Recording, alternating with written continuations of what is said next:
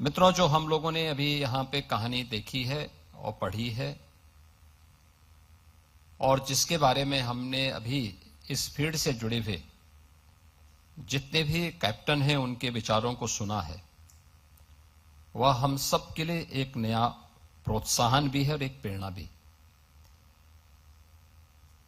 क्योंकि स्वाभाविक रूप से जो उत्तर प्रदेश की स्थिति थी,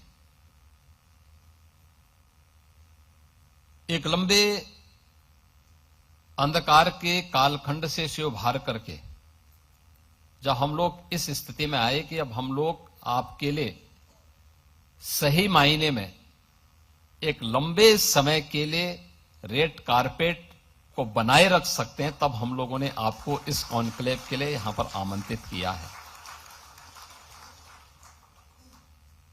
और इस पहले कॉन्क्लेव के अवसर पर जब उत्तर प्रदेश ने उसके लिए उस प्रकार की तैयारियां की हैं, पूरी होमवर्क करने के बाद हम लोग यहां पर आए हैं। मुझे याद है जब हम लोगों ने आज से 5 वर्ष पहले मैंने डॉक्टर जीएन सिंह जी से इस बारे में अनुरोध किया था कि वे उत्तर प्रदेश सरकार के फार्मा के एडवाइजर के रूप में अपनी सेवाएं दें, तो उनको शुरू में थोड़ा हिचकिचाहट थी। मैंने कहा आप आइए और जिस भी रूप में आप यहां पे हमारे साथ जुड़ना चाहेंगे, हमें प्रसन्नता होगी।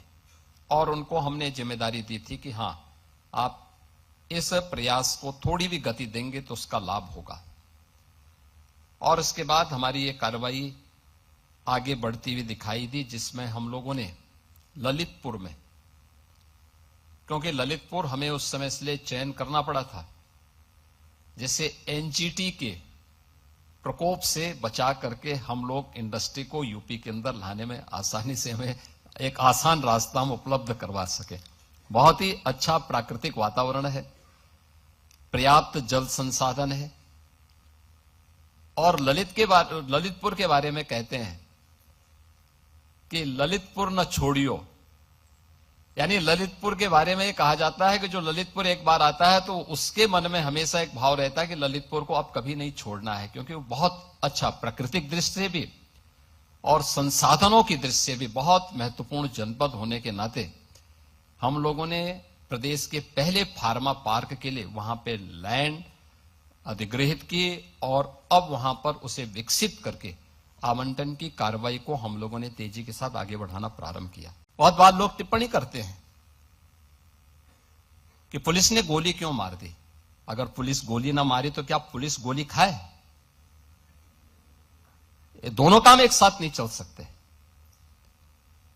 अगर उस अपराधी को गोली चलाने की स्वतंत्रता है तो पुलिस के पास भी हमने इसलिए पिस्तौल दी है कि वह भी उसके सामने उसका मुकाबला करे।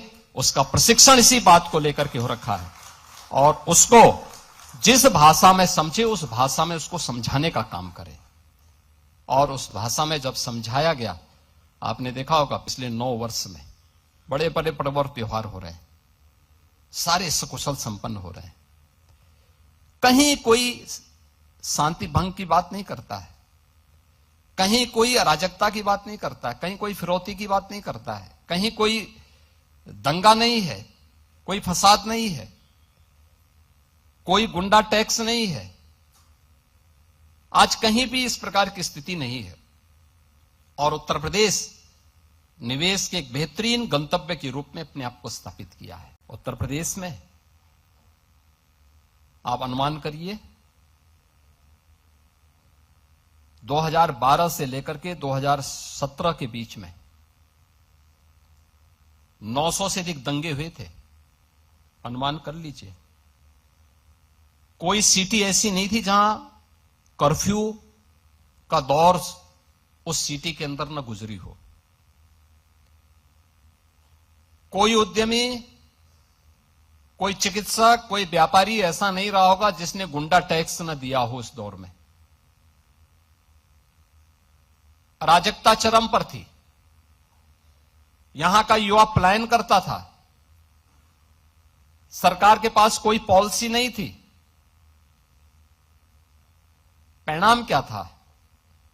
जब सुरक्षा नहीं होगी, जो पहले से उद्यम थे वह भी यहां से प्लान कर रहे थे। जैसे तैसे वे भागने के लिए मजबूर थे। यहां पे सब जुनेजा जी अपनी बात को कह रहे थे, ये उनकी अपनी पीड़ा थी, जहां उनका बचपन बीता। उस धरती को छोड़ना उनके लिए अत्यंत कठिन रहा होगा, लेकिन उनकी मजबूरी थी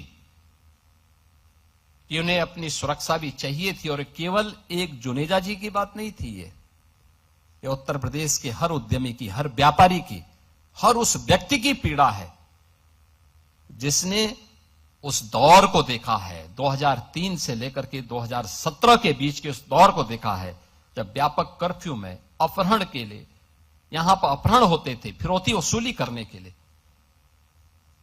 और उन स्थितियों में जब आदरणीय प्रधानमंत्री जी ने और हमारी पार्टी ने दायित्व मुझे उपलब्ध दिया था, तो हमें इस चुनौती का सामना भी करना था और हर एक नागरिक के मन में एक विश्वास भी पैदा करना था। स्वाभाविक रूप से यह हम पिक एंड चूज से नहीं कर सकते थे। हम लोगों ने तय किया जीरो टॉलरेंस फिर सब पे बराबर लागू होगा। अगर अपना व्यक्ति भी गलत करेगा तो उसके लिए भी वही कानून लागू होगा जो एक माफिया और अपराधी के लिए लागू होगा। कोई अपना पराया नहीं होगा।